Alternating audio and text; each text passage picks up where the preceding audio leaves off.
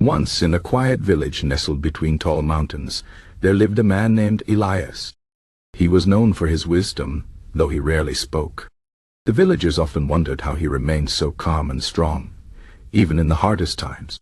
They would see him sitting alone under an old oak tree, his eyes closed, his face peaceful. One day, a young man named Leo, troubled by his own restless thoughts, approached Elias and asked, "How do you find such strength in solitude? When I am alone, my mind races and I feel weak." "Why?"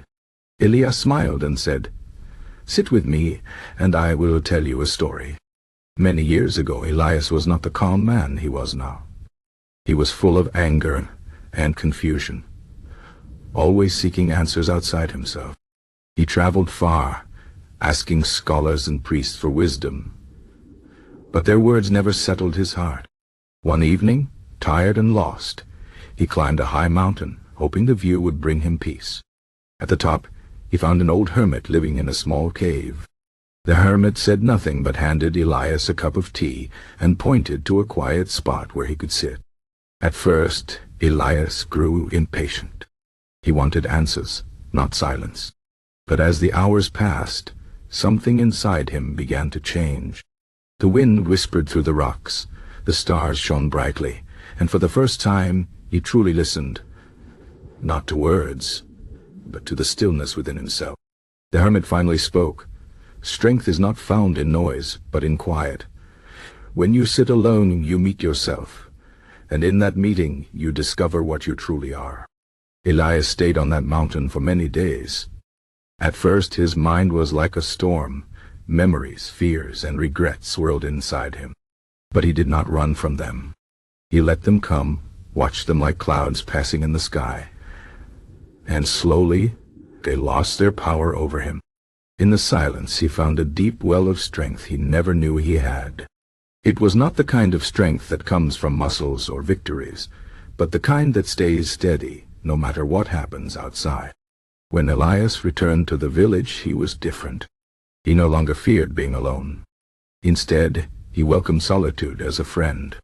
He realized that most people run from silence because it forces them to face what they have buried inside. But in that facing, there is freedom. Leo listened carefully, then asked, "But what if my thoughts are too heavy? What if I cannot bear to be alone with them?" Elias nodded. "The weight you feel is not from the thoughts themselves, but from resisting them. A man who tries to hold a boulder underwater grows tired, but if he lets it go, the water carries it for him.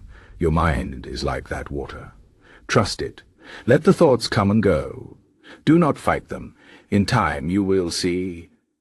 They have no power unless you give it to them." From that day on, Leo began to practice solitude. At first it was difficult. His mind wandered to past mistakes and future worries.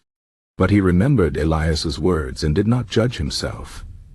Slowly, the chaos inside him settled.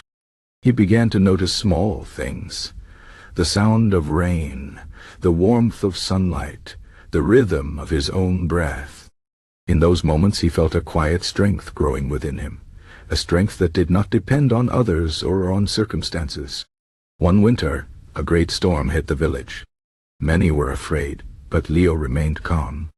When others asked how he could be so steady, he simply said, "I have sat with myself in silence.